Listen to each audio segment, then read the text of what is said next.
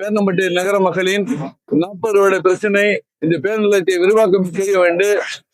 பல போராட்டங்கள் ஆர்ப்பாட்டம் நடத்தினார்கள்.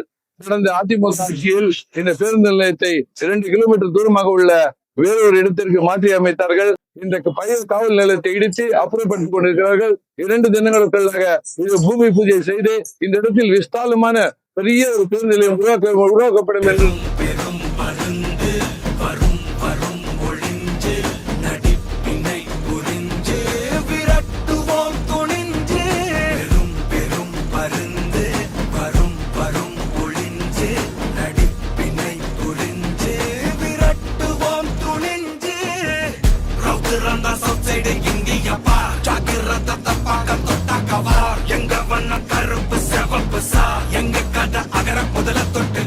கிளம்ப பிளட்